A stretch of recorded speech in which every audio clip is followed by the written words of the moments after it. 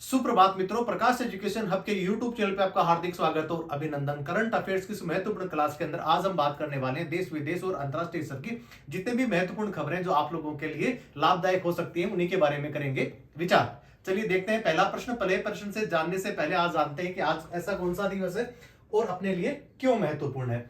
तो आज है 31 अक्टूबर 2023।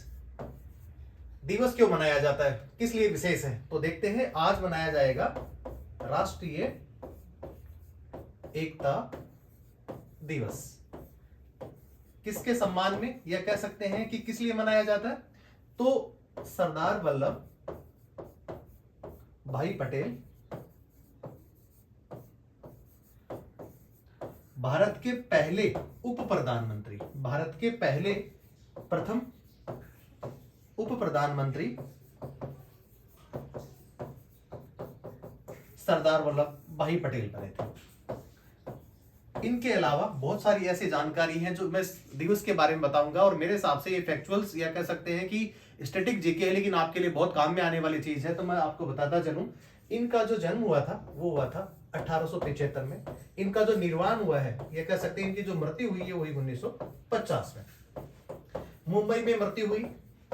जन्म वाडियाना, गुजरात के। भारतीय इतिहास के अंदर देखा जाए तो सरदार वल्लभ भाई पटेल का जो योगदान है वो अपने आप में अक्षुण्ण है, और उन्हीं के ही कह सकते हैं प्रयासों की वजह से भारत आज इतना आप जो देख पा रहे हैं, अखंड भारत कह सकते हैं। भारत का जो एकीकरण करने का जो कार्य करा था वो इन्होंने करा था। तो एकीकरण के अंदर लगभग 562 जो रियासतें, जो देसी रियासतें थी, उनको एकीकरण करने का काम अगर किसी ने किया तो सरदार वल्लभ भाई पटेल ने किया। इनके नाम के बारे में कुछ और मैं चीजें आपको बताता चलूं। बारदोली आंदोलन के अंदर जब ये आंदोलन कर रहे थे, उस समय महिलाओं ने इनको सरदार की उपाधि दी थी। तो सरदार की उपाधि सबसे पहले सरदार वल्लभ भाई पटेल को अगर कहीं से मिलती है तो मिलती है महिलाओं के द्वारा, उनको एक उपाधि दी गई थी, और ये बारदोली आंदोलन सत्याग्रह जो चल रहा था वहीं से इनको ये उपाधि मिली थी। इनके अलावा कौन कौन से आंदोलनों से इनका संबंध रहा, क्योंकि राष्ट्रीय स्वतंत्रता संग्राम में इनका बहुत बड़ा योगदान रहा, और इसी के बारे में जानते हैं। एक तो सबसे पहले आप सुनते होंगे खेड़ा आंदोलन। खेड़ा आंदोलन के अंदर भी इनका बड़ा योगदान था।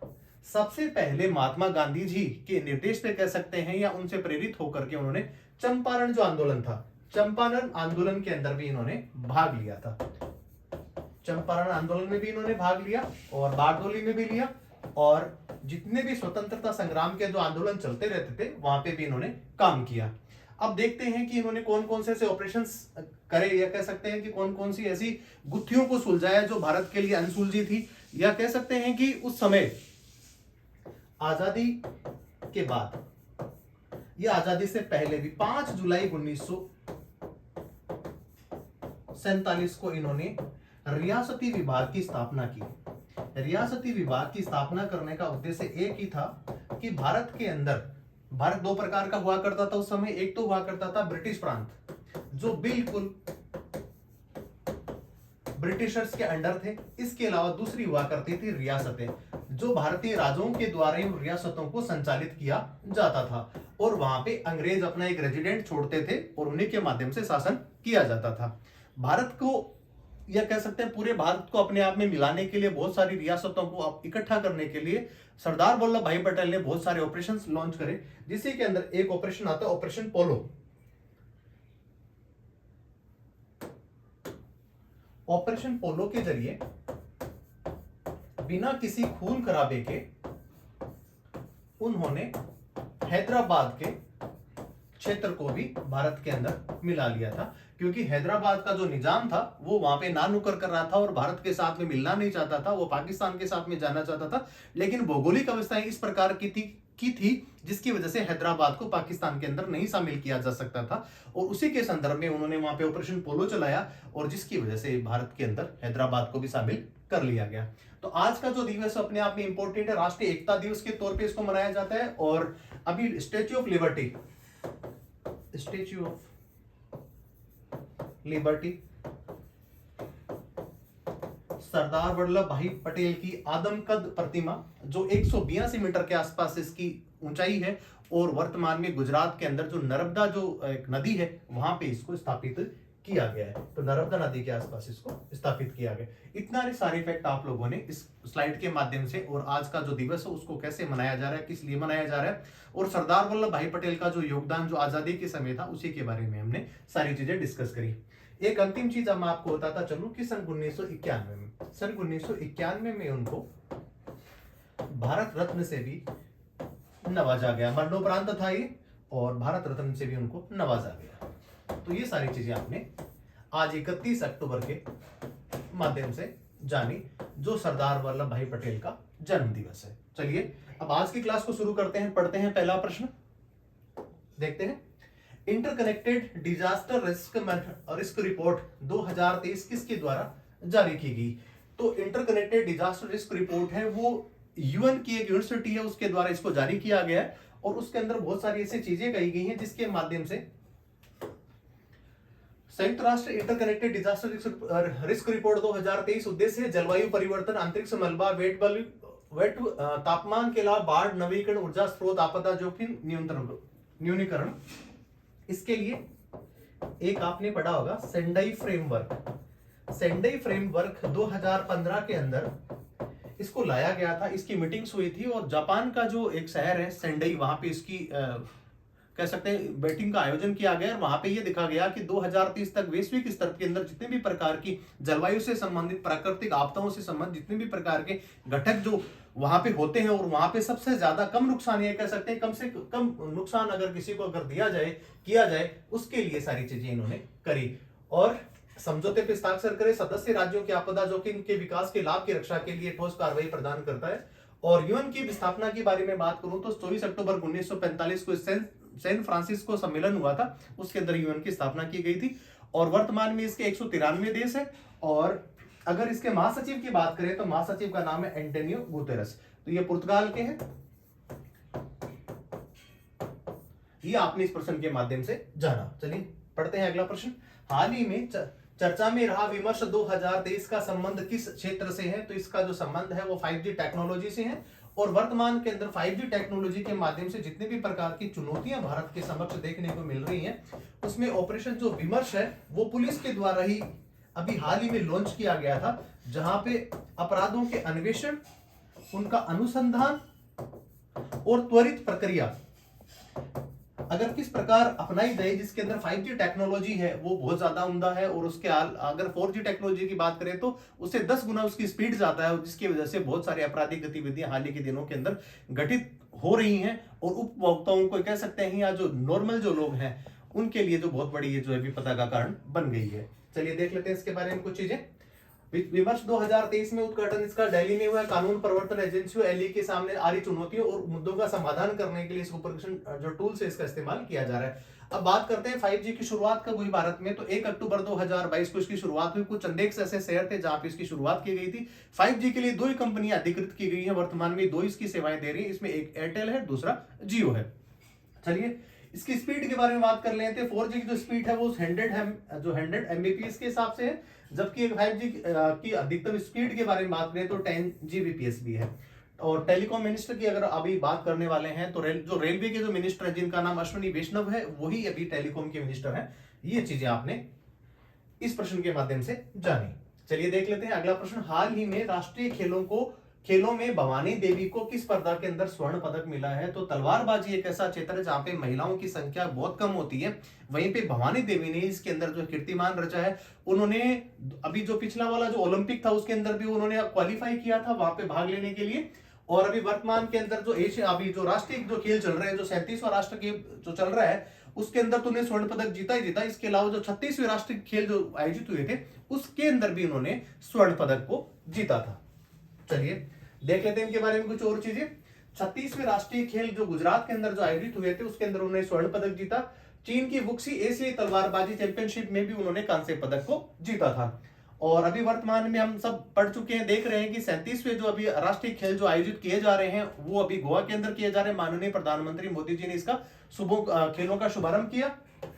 आदर्श वाक्य जो है इसका है गेट सेट गोवा की तरफ प्रस्थान करें। 26 अक्टूबर से लेकर के 9 नवंबर के मध्य 37वें राष्ट्रीय खेल जो है वो अभी आयोजित किए जा रहे हैं। और शुभंकर की बात करने वाले तो मोगा कोंकणी भाषा का एक शब्द है जिसका मतलब होता है प्रेम। 36वें राष्ट्रीय खेलों का आयोजन गुजरात में किया गया था। और भवानी देवी के बारे में बात करते हैं तो 2022 के जो ग्रीष्मकालीन जो खेल हुए थे ओलंपिक वाले, उनके अंदर क्वालिफाई करने वाली भारत की प्रथम महिला है जो तलवारबाज है, और उन्होंने इस स्पर्धा में भाग लिया था। हालांकि वो मेडल मतलब जो है लाने से चूक गई, लेकिन हालांकि बहुत बड़ी व्यक्तिगत स्पर्धा के अंदर आप भाग लेते हैं, ओलंपिक के लिए आप क्वालिफाई हो पाते हैं, तो अपने आप में बड़ी बात है। तो इन्होंने हाल ही के अंदर 37वें अभी राष्ट्रीय जो खेल चल रहे हैं जिसके अंदर तलवारबाजी के अंदर उन्होंने स्वर्ण पदक को जीता है। चलिए जान लेते हैं अगला प्रश्न। अगला प्रश्न, प्रश्न संख्या 4, हाल ही में कौन सी भारतीय कंपनी ने एप्पल के साथ में भारत में आईफोन का उत्पादन करने के लिए क्या करी है, घोषणा करी है। एप्पल जो है विश्व के अंदर सबसे प्रतिष्ठित ब्रांडों में, जिसमें मोबाइल भी शामिल आता है, उसके अंदर सबसे अगर सर्वोत्तम कह सकते हैं, श्रेष्ठ कंपनी कह सकते हैं तो एप्पल है। एप्पल के उत्पाद को हर कोई खरीदना चाहता है। भारत के अंदर ही हाल ही के अंदर जो है 2 स्टोर, एक मुंबई और एक दिल्ली के अंदर जो यहाँ पे मोबाइल स्टोर जो एप्पल के कह सकते हैं वहां पे, वो पहले यहाँ पे भारत में कभी नहीं हुआ करते थे, वहां पे 2 शहरों के अंदर उनको स्थापित भी किया है। लेकिन प्रश्न आपसे अलग पूछा जा रहा है कि वर्तमान के अंदर भारतीय ऐसी कौन सी कंपनी जिसके साथ में आईफोन ने एमओयू किया, और अभी वहां की जो भारतीय जो कंपनी है वही आईफोन का निर्माण करेगी। उस समय का जो समूह का जो नाम जाता है उसका नाम जाता है टाटा ग्रुप। टाटा ग्रुप 1868 के अंदर इसकी स्थापना हुई थी, और जमशेद जी टाटा जो है उन्होंने इस कंपनी को खड़ा किया था, उनकी स्थापना करी थी। जान लेते हैं इसके बारे में कुछ अन्य फैक्ट। सबसे ज्यादा सीएसआर कंपनियों में देने वाली उन कंपनियों के अंदर भी टाटा समूह का प्रथम स्थान आता है, और वैश्विक ब्रांड है। बहुत सारे देशों के अंदर बहुराष्ट्रीय कंपनी है जहां पे अपने उत्पादों को, चाहे रक्षा क्षेत्र की बात करें, चाहे टेक्नोलॉजी की बात करें, या चला मोटर वाहन के बारे में बात करें, इलेक्ट्रॉनिक व्हीकल्स के बारे में बात करें, तो टाटा हर जगह अपने पांव पसारा हुआ है पूरे विश्व भर में। चलिए देख लेते हैं इनके बारे में। 1868 के अंदर जमशेद जी टाटा ने इसकी शुरुआत करी। बहुराष्ट्रीय एक समूह है, और पब्लिक सेक्टर की इंडियन, अभी हाल ही के अंदर पब्लिक सेक्टर की इंडियन एक जो बैंक है उसने टाटा समूह के साथ में क्या करी है, कोलैबोरेशन किया, पार्टनरशिप की है, और इसके अंदर बैंकिंग सुविधाओं को और ज्यादा बेहतर बनाने के लिए टाटा समूह के साथ में इंडियन बैंक ने भी एक समझौता हाल ही के दिनों में किया है। अब इसके बारे में देखते हैं। टाटा समूह विश्व के लगभग 140 देशों के साथ में वहां पे उत्पाद और सेवाएं प्रदान करता है। हाल ही के दौरान हमने देखा कि टाटा समूह ने भारत की जो एयरलाइंस की जो बहुत बड़ी कंपनी थी, हालांकि वो पहले टाटा ने उसको बनाया था, और जिसका नाम था एयर इंडिया, एयर इंडिया का भी अधिग्रहण उन्होंने किया। इसके अलावा अभी उन्होंने लगभग 470 विमानों के ऑर्डर भी उन्होंने बोइंग कंपनी को दिए हैं कि भारत की घरेलू आवश्यकताओं को पूर्ति करने के लिए विमानन क्षेत्र के अंदर बहुत सारे एयरक्राफ्ट की जरूरत पड़ेगी। वहां पे प्रथम स्थान अगर विश्व के अंदर आता है जिन्होंने सबसे ज्यादा एयरक्राफ्ट सौदे को अगर मंजूरी दी, उस कंपनी का नाम भी इंडिगो है जो भारत की है। उसने 500 विमानों की ऑर्डर प्लेस किया है बोइंग को। इसके अलावा 470 जो है वो एयरक्राफ्ट की डिमांड टाटा ग्रुप ने भी करी है। अगर बात करते हैं, मैंने आपको पहले ही बताया था सीएसआर जो होता है उसके अंदर भी टाटा समूह का बहुत बड़ा योगदान रहता है, और सामाजिक क्षेत्र के अंदर सबसे ज्यादा अगर काम करने वाली कंपनियों में से एक है, और 65.8% की हिस्सेदारी के साथ में टाटा का जो ट्रस्ट है उसके अंदर इसकी हिस्सेदारी जाती है। चलिए जानते हैं अगला प्रश्न।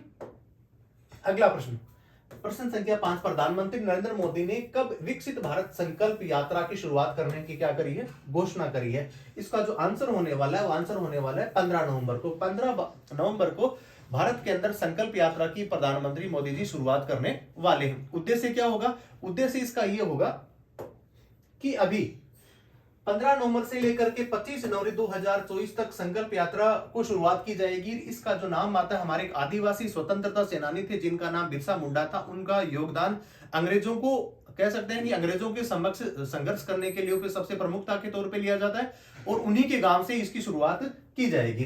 तो उनका जो जन्मस्थली झारखंड के अंदर खूंटी आदिवासी स्वतंत्रता सेनानी बिरसा मुंडा के जन्म से शुरुआत करी जाएगी। देश की लगभग 2.55 2,50,000 2,550 या कह सकते हैं कि 2.5 लाख के आसपास जो ग्राम पंचायत है, वहां पे अंतिम छोर पे खड़े व्यक्तियों को सरकार की जितनी भी उपलब्धियां हैं, उनकी स्कीम्स हैं, उनके बारे में लोगों को इसकी इंफॉर्मेशन आम जन तक पहुंचाने का इसका लक्ष्य है। अब जान लेते हैं बिरसा मुंडा के बारे में। भारतीय आदिवासी स्वतंत्रता सेनानी, मुंडा जनजाति के लोक नायक के रूप में इनको जाना जाता है। 19वीं शताब्दी के अंत के अंदर या कह सकते हैं 1890 से 1900 के आसपास तक ये जो अंतिम जो डिकेड था, वहां पे बंगाल जो प्रेसिडेंसी थी, वहां पे आदिवासी धार्मिक सहस्त्राब्द आंदोलन का नेतृत्व करने वाले आदिवासी लोक नायक के रूप में इनको जाना जाता है। चलिए जान लेते हैं अगला प्रश्न। प्रश्न संख्या 6, हाल ही में किस राज्य के मुख्यमंत्री ने स्वयं पूर्ण ई बाजार लॉन्च करने की घोषणा करी है? इस राज्य का नाम जाने वाला है गोवा। गोवा के जो मुख्यमंत्री है प्रमोद सावंत ने इसकी शुरुआत करी है, जिसके अंदर स्वयं पूर्ण ई बाजार की घोषणा करी है। अभी वर्तमान के अंदर ई कॉमर्स के जरिए या कह सकते हैं ई कॉमर्स जैसी और सारी ऐसी सहायक उत्पादन करने वाली कंपनियां जो इस प्रकार के कार्य कर रही हैं, उसी का सबसे पहले जो स्वयं पूर्ण ई उत्पाद का जो एक नया लेकर के आए हैं, प्लेटफॉर्म लेके आए हैं, और ये गोवा का है। गोवा के बारे में कुछ जान लेते हैं अन्य चीजें। गोवा जो है पहले पुर्तगालियों के शासन के अंदर अधीन था, और उसके बाद गोवा को इसके अंदर से बाहर निकाला गया। गोवा के अंदर जो है देख लेते हैं इसके बारे में। स्वयं सहायता समूह और स्थानीय कारीगरों को अपने उत्पाद बेचने के लिए वैश्विक मंच प्रदान करने का इनका उद्देश्य। मुख्यमंत्री वर्तमान में इसके प्रमोद सावंत है, जबकि राज्यपाल पी श्रीधरन पिल्लई है। क्षेत्रफल की दृष्टि से भारत का सबसे छोटा राज्य, जबकि अगर बात करते हैं जनसंख्या की दृष्टि से तो सबसे कह सकते हैं चौथा स्थान है जनसंख्या की दृष्टि से सबसे कम जो राज्य है उनके अंदर उनका चौथा स्थान है। तो ये इनके बारे में चीजें हैं। अगर जनसंख्या की बात करते तो भारत का सबसे कम जनसंख्या वाला अगर कोई राज्य है उस राज्य का नाम जाता है सिक्किम, और अगर सबसे अधिक जनसंख्या की बात करें तो उस राज्य का नाम है उत्तर प्रदेश। उत्तर प्रदेश 75 जिलों वाला एक राज्य है। 1961 के अंदर पुर्तगाली शासन से आजाद भारत को ऑपरेशन विजय जो है यहाँ पे चलाया गया, और गोवा के अंदर एक कर्नेल की एक काजू की कह सकते हैं किस्म पाई जाती है, जिसको हाल ही के अंदर जीआई टैग भी मिला है। जनसंख्या की दृष्टि से इसका सबसे छोटा राज्य वाला है, और क्षेत्रफल की दृष्टि से भी सबसे छोटा है। चलिए जान लेते हैं अगला प्रश्न। प्रश्न संख्या 7, हाल ही में वार्षिक उत्सव मेरा होचोबांग कहां पे मनाया गया? इसका जो आंसर जाने वाला है वो जाने वाला है मणिपुर। मणिपुर उत्तर पूर्वी राज्य है। हाल ही के अंदर हम सुन रहे हैं कि सबसे ज्यादा अगर कोई डिस्टर्ब अगर स्टेट है तो वो कौन सा है? अभी वर्तमान में मणिपुर ही है। तो मणिपुर के अंदर अभी काफी हिंसा चल रही है। वहां पे मेतई और कुकी दो प्रकार की जातियां हैं, जिनके मध्य आरक्षण से संबंधित किसी प्रकार की विसंगति बन गई थी, और उसी के जरिए दोनों जातियां आपस के अंदर संघर्ष करती हुई दिखाई दे रही हैं। वहां के जो मुख्यमंत्री हैं उनका नाम है एन वीरेन सिंह, और वहां की राज्यपाल महोदया उनका नाम है श्रीमती अनुसुईया जी। म्यांमार के साथ में सीमा लगाने वाला इकलौता भारतीय राज्य है, और वहीं पे जो है वो वार्षिक उत्सव वहां का होचोंगबा वहां का एक स्थानीय उत्सव है उसको मनाया जाता है। चलिए जान लेते हैं। मेरा होचोंगबा त्योहार का आयोजन प्रतिवर्ष राज्य की पहाड़ी जनजातियों और घाटी के लोगों के मध्य संबंधों को बढ़ावा देने के लिए और ज्यादा बेहतर करने के लिए इस जो है वो राष्ट्रीय उत्सव या उनका जो राज्य उत्सव है उसका वहां पे उनको मनाया जाता है। मुख्यमंत्री की बात करें तो एन वीरेन सिंह है, जबकि राज्यपाल महोदया का नाम अनुसुईया उइके है। अन्य प्रमुख त्योहार जो है वो उनमें गेंग नगाई है, लुई नगाई नी है, यांगोसांग थाबल है और चोंगबा इत्यादि है। 398 किलोमीटर के आसपास, लगभग कह सकते हैं कि 400 किलोमीटर के आसपास मणिपुर की जो सीमा है वो म्यांमार के साथ में लगती है, और वर्तमान में वहां पे मेतई और कुकी दो प्रकार की जातियों के मध्य वहां पे संघर्षपूर्ण स्थिति वहां पर बनी हुई है। चलिए जान लेते हैं अगला प्रश्न। प्रश्न संख्या 8, किस राज्य में सरकार ने जय भीम मुख्यमंत्री प्रतिभा विकास योजना का शुभारंभ किया? इस स्टेट का नाम है दिल्ली। दिल्ली एक केंद्र शासित प्रदेश है, केंद्र शासित प्रदेश, और 1991 के अंदर इसको एनसीआर की भी संकल्पना मिली, जिसको राष्ट्रीय राजधानी क्षेत्र भी कहा जाता है, जिसके अंदर दिल्ली के अलावा भी अन्य राज्यों की भी वहां पे ऐसे एरियाज लगते हैं, जिसके अंदर हरियाणा भी है, यूपी भी है और राजस्थान में भी है, जिनके कुछ क्षेत्र हैं वो एनसीआर के अंतर्गत भी आते हैं। वर्तमान के वहां के जो राज्यपाल हैं उनका नाम है विनीत कुमार सक्सेना। और जान लेते हैं इनके बारे में कुछ अन्य चीजें। छात्रों को मुफ्त कोचिंग देने के लिए या उनके आवेदन प्राप्त करने के लिए एससी, एसटी, ओबीसी और ईडब्ल्यूएस कैटेगरी के लोगों के लिए इसका फायदा इनको मिलने वाला है। उप राज्यपाल की अगर बात करें तो विनय कुमार सक्सेना है। और अभी हाल ही में हमने देखा था कि दिल्ली के एक वसंतफेल स्कूल है जो निजी क्षेत्र की भारत की सर्वश्रेष्ठ कह सकते हैं रैंकिंग के अंदर उसका प्रथम स्थान उसको मिला है। संविधान के 69वें संशोधन के अनुसार दिल्ली को एक विशेष दर्जा मिला है और 1991 में इसको एनसीआर का दर्जा भी मिल गया है।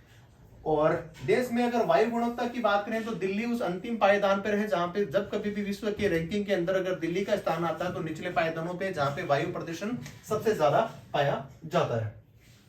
अभी हाल ही के दौरान वहां पे मेरी माटी मेरा देश की शुरुआत में न्यू दिल्ली में 31 अक्टूबर से इसकी शुरुआत की जाएगी। अमृत महोत्सव की बात करें तो 12 मार्च 2021 से लेकर के और 31 अक्टूबर 2023 तक ये चलने वाला है। और मेरा युवा भारत का शुभारंभ, इंपॉर्टेंट ये चीज आप इसको इंपॉर्टेंट कर लीजिएगा कि मेरा भारत का शुभारंभ 31 अक्टूबर को 2023 को इसका शुभारंभ किया जाने वाला है। और आज ही के दिन, इसका मतलब आज का जो 31 अक्टूबर है उसी दिन राष्ट्रीय एकता दिवस है। उसी दिवस को अंतर्गत ध्यान में रखते हुए मेरा युवा भारत का शुभारंभ भी किया जा रहा है। चलिए जान लेते हैं अगला प्रश्न। प्रश्न संख्या 9, हाल ही में डार्क पैटर्न बस्टर हैकेथॉन की शुरुआत कहां पर की गई है? तो डार्क पैटर्न बस्टर की इसकी जो शुरुआत है वो हुई है, कहां पर हुई है? वो हुई है न्यू दिल्ली में। तो न्यू दिल्ली के अंदर इसकी शुरुआत की गई है। उद्देश्य था कि उपभोक्ता मामलों के अंदर, ई कॉमर्स सेक्टर के अंदर जितनी भी प्रकार की लोग भावनी जो योजनाएं आती हैं जिसके अंदर ई कॉमर्स के सेक्टर में उपभोक्ताओं को और ज्यादा क्या करने के, उनको किसी भी प्रकार से भ्रमित ना किया जाए, उसी के उद्देश्य से इस प्रकार का आयोजन किया गया है। वैश्विक महत्व क्या है कि उपभोक्ता संरक्षण के मामले में भारत का पहला स्थान है जहां पे उपभोक्ताओं के हितों को ध्यान में रखते हुए इस प्रकार के आयोजन, ऐसी कार्यशालाओं का यहाँ पे स्थान इनको दिया जाता है, जहां पे ई कॉमर्स के प्लेटफॉर्मों द्वारा अपनाई जाने वाली अनुचित तौर तरीकों की रोकथाम और उपभोक्ताओं को इसके सरल समाधान प्रदान करने के लिए इस प्रकार की एक्टिविटीज को किया जाता है। इसका जो उद्घाटन कहां पे किया गया है? न्यू दिल्ली में किया गया है। चलिए जान लेते हैं अगला प्रश्न। प्रश्न संख्या 10, हाल ही में एडीबी ने किस देश को $400 मिलियन की नीति आधारित ऋण को मंजूरी दी है? तो इसको जो नीति आधारित जो ऋण है उस देश को देने का काम किया वो देश है भारत। तो एडीबी के अंदर एडीबी ने 400 करोड़ या कह सकते हैं $40 मिलियन इसकी घोषणा करी है। देखते हैं इसके बारे में कुछ अन्य चीजें। एशियाई विकास बैंक एडीबी ने उच्च गुणवत्ता वाले शहरी बुनियादी ढांचे के निर्माण के लिए $40 करोड़ का ऋण की मंजूरी उन्होंने प्रदान करी है। एडीबी की स्थापना के बारे में बात करें तो 19 दिसंबर 1966 को इसकी स्थापना की। वर्तमान में इसका जो हेडक्वार्टर है वो है मनीला, फिलीपींस के अंदर। और भारत या इसके अन्य सहित जो देश है जिसके अंदर दक्षिणी एशियाई देश तो है ही है, इसके अलावा अन्य देश भी हैं। अगर दक्षिणी एशियाई देशों के बारे में बात करें तो वहां पे 49 इसके सदस्य देश हैं और टोटल सदस्य देशों की संख्या बात करी जाए तो टोटल देश है इसके अंदर 68 है। हेडक्वार्टर इसका है फिलीपींस के अंदर। भारत उन संस्थापक देशों के अंदर ही था जब एडीबी की जब स्थापना की गई थी, तब भारत उसके संस्थापक देशों में से एक था। अभी हाल ही के अंदर एडीबी ने जो है ऋण जो देने की घोषणा भारत को करी है, उसका कार्य यह था कि शहरी बुनियादी ढांचे को तेजी से विकसित करने के लिए इस प्रकार का ऋण दिया जा रहा है। चलिए जान लेते हैं अगला प्रश्न। हाल ही में वैश्विक कर चोरी रिपोर्ट 2024 किसने जारी करी है? वैश्विक कर चोरी की रिपोर्ट जारी करने वाली अगर कोई यूनियन है, उस यूनियन का नाम जाता है यूरोपीय यूनियन। यूरोपियन जो भी यूनियन है इसके बारे में कुछ मैं आपको बताता चलूं। ये एक 27 देशों का संगठन है और वहां पे एक ही मुद्रा चलती है जिसको हम कहते हैं यूरो डॉलर। 28वां देश इसका जो बना था उसका नाम था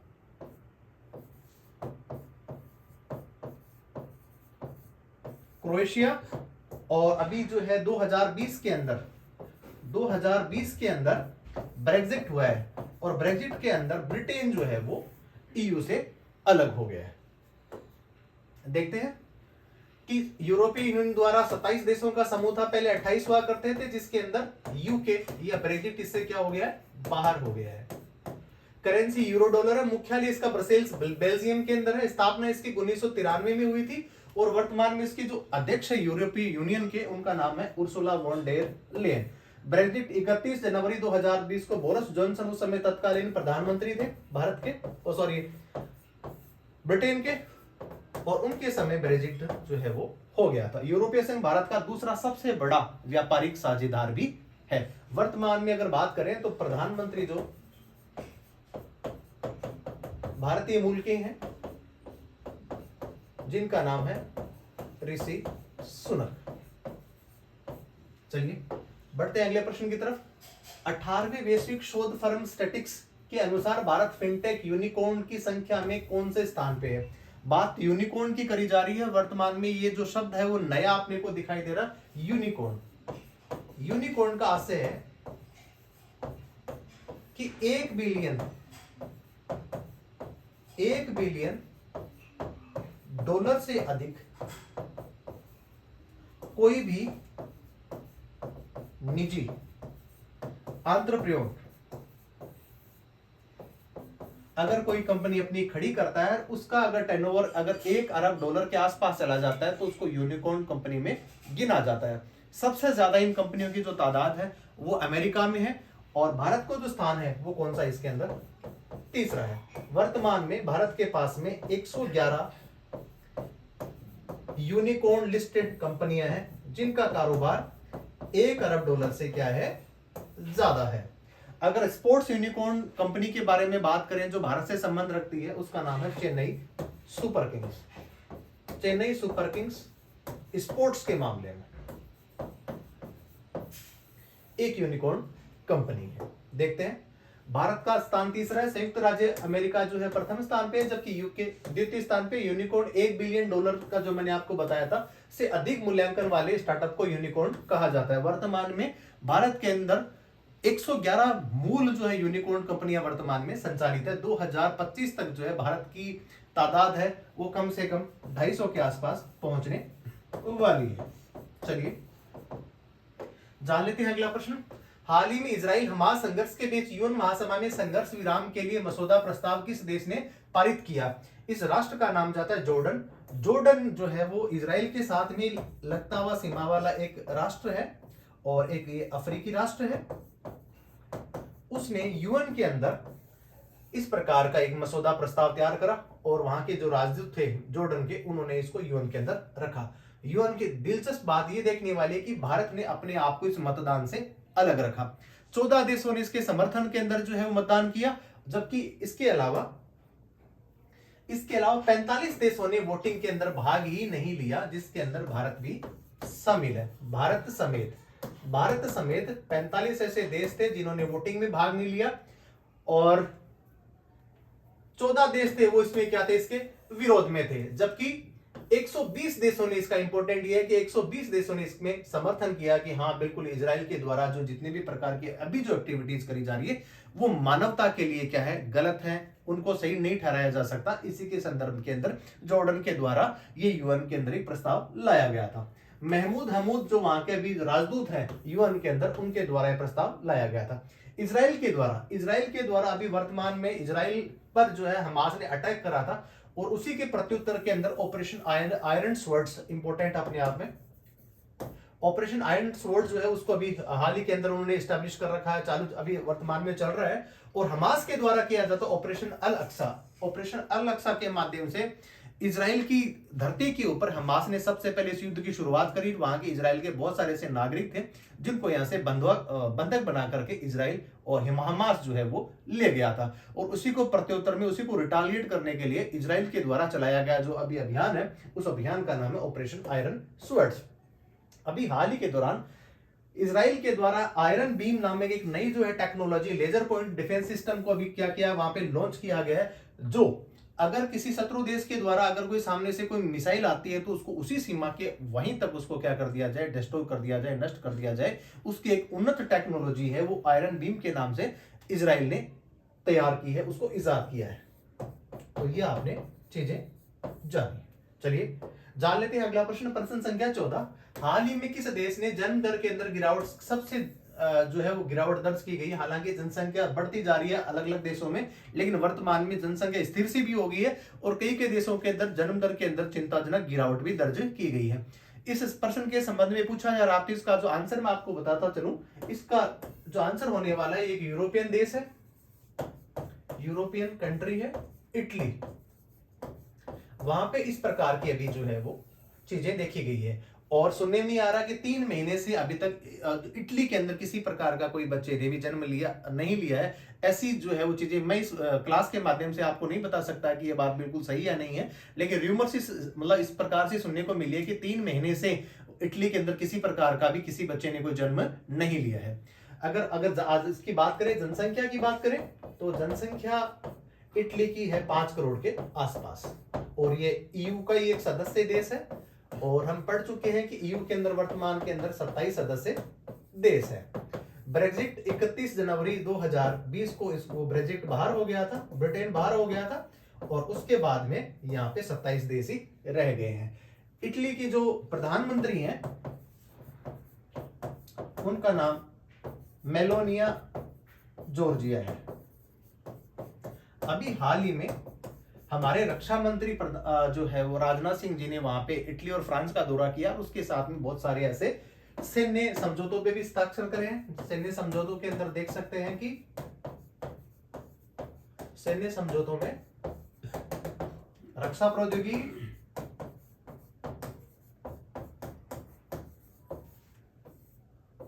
अनुसंधान, व्यापार सुगमता और अंतरिक्ष के क्षेत्र में भी इन्होंने आपस में एमओयूज करे हैं। तो हाल ही के दौरान रक्षा मंत्री थे, उन्होंने जो है इटली का दौरा किया था। चलिए जान लेते हैं इनके बारे में कुछ। प्रधानमंत्री जॉर्जिया मेलोनी है, वो यहाँ के प्रधानमंत्री हैं। इटली के अंदर जन्मदिन सबसे गिरावट दर्ज करी गई है। और अगर देखा जाए तो कि अगर यूरोप के अंदर सबसे 3 बड़े जनसंख्या वाले राष्ट्रों में इटली का तीसरा स्थान है। लगभग 5 करोड़ के आसपास इसकी जनसंख्या है। भारतीय रक्षा मंत्री राजनाथ सिंह ने अभी इटली के साथ में रक्षा उद्योग सहयोग और सुरक्षा अनुसंधान, रक्षा उत्पादन जैसे विभिन्न समझौतों पे हस्ताक्षर करे। चलिए जान लेते हैं अगला प्रश्न। आज के सेशन का करंट अफेयर्स के आज के सेशन का प्रश्न संख्या अंतिम है। हाल ही में ब्यूटी वर्ल्ड मिडिल ईस्ट 2023 का कौन सा शहर इसकी मेजबानी करने वाला है? तो ये है ट्रेड से संबंधित, ट्रेड इन्वेस्टमेंट से संबंधित एक अभी आयोजन किया जाने वाला ब्यूटी वर्ल्ड मिडिल ईस्ट, अभी तो वर्तमान में किया ही जा रहा है इसका। और इसका जो आंसर चला जाता है वो चला जाता है दुबई। तो ये मध्य ईस्ट का एक शहर है। देखते हैं इसके बारे में कुछ अन्य चीजें। ब्यूटी वर्ल्ड मिडिल ईस्ट 2023 का आयोजन 30 अक्टूबर से लेकर 1 नवंबर के बीच में किया जा रहा है। और दुबई का जो वर्ल्ड ट्रेड सेंटर है सबसे बड़ा सेंटर है, और सबसे ज्यादा अगर उद्योगपति कारोबारी अगर किसी प्रकार की जो डील करते हैं वहीं पे इसके संदर्भ के अंदर यहाँ पे इसका आयोजन किया जा रहा है। लगभग यहाँ पर 57 देश इसके अंदर शिरकत कर रहे हैं, और 150 प्रदर्शकों के साथ में भाग लेने की यहाँ पे उम्मीद है। जिसके अंदर मिडिल जो ईस्ट है, जो मध्य पूर्व है, इसके व्यापार को, इसका व्यापार, वाणिज्य, सूचनाओं का आदान प्रदान और आयात निर्यात नीति का संवर्धन करने के लिए, आयात निर्यात नीति का संवर्धन करने के लिए इस प्रकार का आयोजन वहां पे किया जा रहा है, जो 30 अक्टूबर से लेकर के और 1 नवंबर के मध्य चल रहा है। आज इस क्लास के माध्यम से आपने करंट अफेयर्स के महत्वपूर्ण प्रश्न जाने। हमारी जो आपको इसकी जो टेलीग्राम और कह सकते हैं कि पीडीएफ के लिंक के अंदर आपको इसकी सॉफ्ट कॉपी भी मिल जाएगी, जहां पे आप इसको डाउनलोड कर सकते हैं। तो बने रहिए प्रकाश एजुकेशन के हब के साथ में। जय हिंद, जय भारत।